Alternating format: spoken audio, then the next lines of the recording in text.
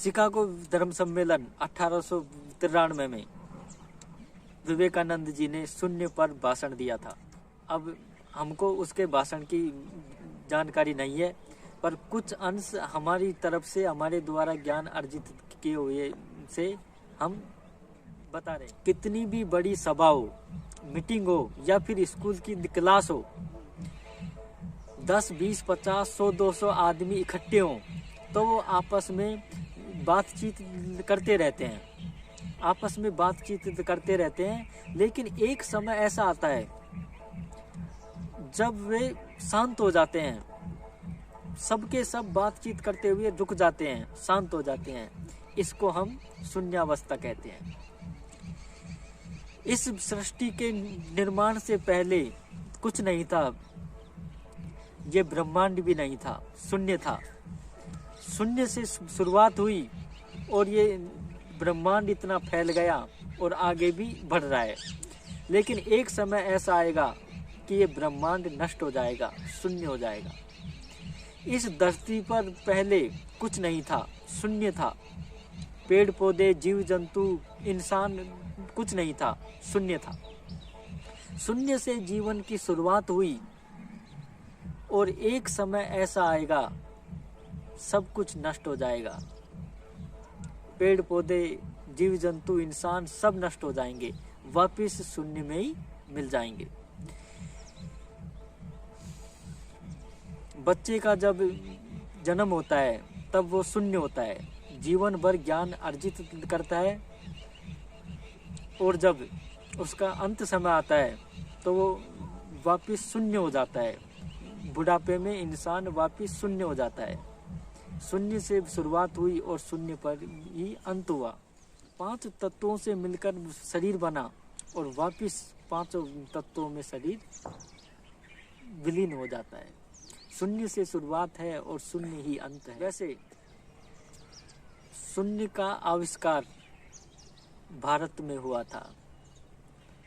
प्रसिद्ध गणितज्ञ आर्यभट्ट ने शून्य की खोज की थी, लेकिन आर्यभट्ट से पहले भी भारत में शून्य था, पर इसका श्रेय आर्यभट्ट को दिया जाता है।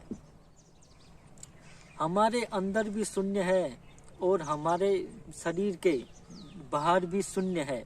इसे हम इस प्रकार से समझ सकते हैं, जैसे एक खाली मटका होता है, उस मटके के अंदर शून्य है, कुछ नहीं है, लेकिन उस मटके के बाहर भी तो शून्य है।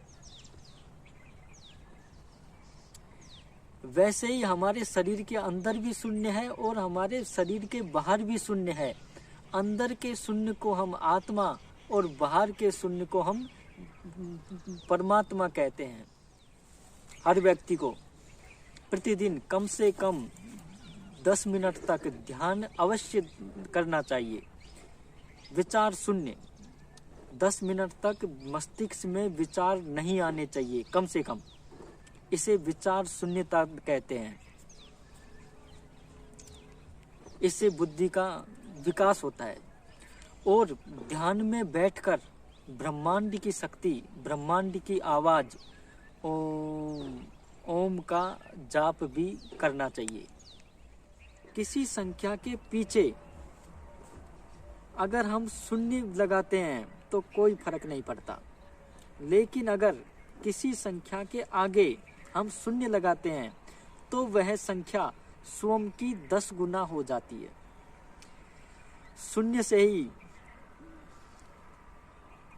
गणना संभव हुई है। शून्य और दशमलव के बिना चांद, तारे और सूर्य इनकी दूरी की गणना संभव नहीं थी।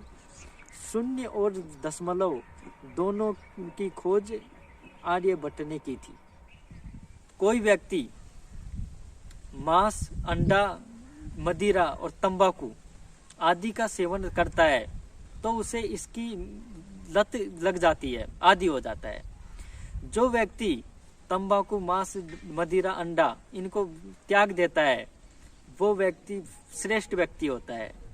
और जो व्यक्ति इनके अलावा घर परिवार, रिश्ते नाते, माया मोह सबको त्याग देता है, वो इंसान शून्यता को प्राप्त करता है, वो तटस्थ होता है और वो इंसान सच्चा न्याय कर सकता है। शून्य से भाग देने पर अनंत आता है, गुणा करने पर शून्य आता है और जोड़ने घटाने पर ये आते हैं। ये तो सब जानते हैं, इनको बताने की आवश्यकता नहीं है। जब ये ब्रह्मांड नहीं था तब भी शिव था, और जब ये ब्रह्मांड नहीं होगा तब भी शिव होगा। मुझे गर्व है कि मैं उस धर्म से मिला है, उस देश जो सभी धर्मों की जननी है, जिसने संपूर्ण विश्व में ज्ञान का प्रकाश फैलाया है। उस सनातन धर्म का प्रतिनिधित्व करने का मुझे गौरव प्राप्त हुआ है।